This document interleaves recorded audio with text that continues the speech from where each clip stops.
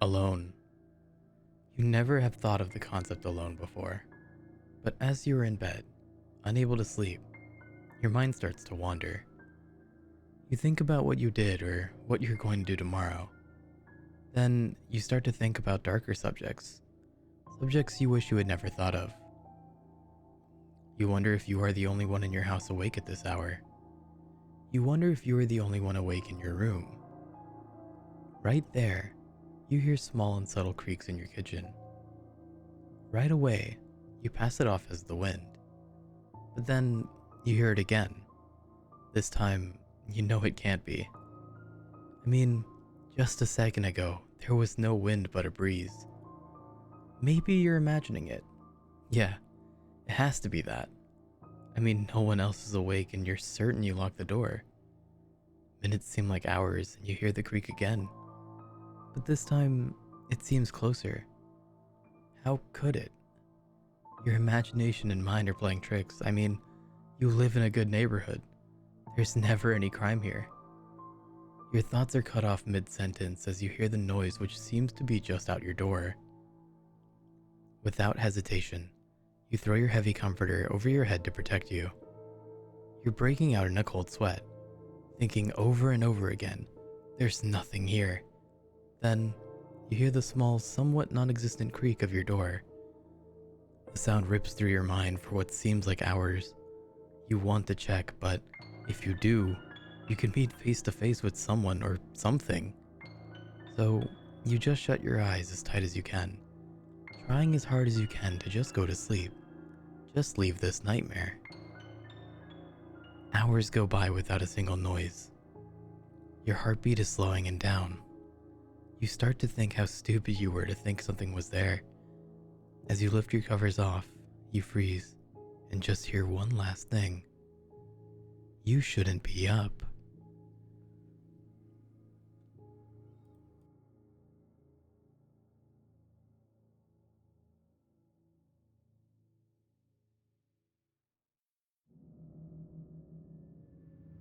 I must have been 6 or 7 when I lived in Lebanon.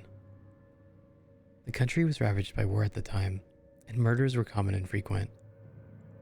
I remember during a particularly vicious era when the bombings rarely stopped.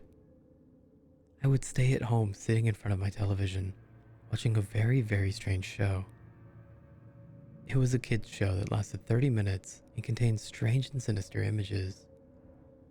To this day, I believe it was a thinly veiled attempt on the part of the media to use scare tactics to keep kids in place, because the moral of every episode revolved around very uptight ideologies.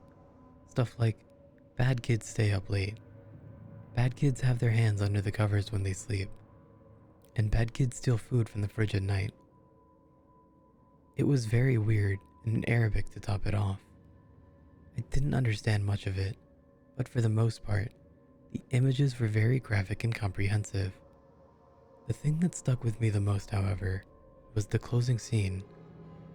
It remained much the same in every episode. The camera would zoom in on an old rusted closed door. As it got closer to the door, strange and sometimes even agonizing screams would become more audible. It was extremely frightening, especially for children's programming. Then, a text would appear on the bottom of the screen in Arabic reading, "That's where bad kids go." Eventually, both the image and the sound would fade out, and that would be the end of the episode. About 15 or 16 years later, I became a journalistic photographer. That show had been in my mind all my life, popping up in my thoughts sporadically. Eventually, I'd had enough and decided to go do some research. I finally managed to uncover the location of the studio where much of the channel's programming had been recorded. Upon further research and eventually traveling on site, I found out it was now desolate and had been abandoned after the big war ended. I entered the building with my camera. It was burnt out from the inside. Either a fire had broken out or someone wanted to incinerate all of the wooden furniture. After a few hours of cautiously making my way into the studio and snapping pictures, I found an isolated out-of-the-way room. After having to break through a few old locks and managing to break the heavy door open, I remained frozen in the doorway for several long minutes. Traces of blood, feces, and tiny bone fragments laid scattered across the floor. It was a small room and an extremely morbid scene. What truly frightened me, though, what made me turn away and never want to come back, was the bolted caged microphone hanging from the roof in the middle of the room.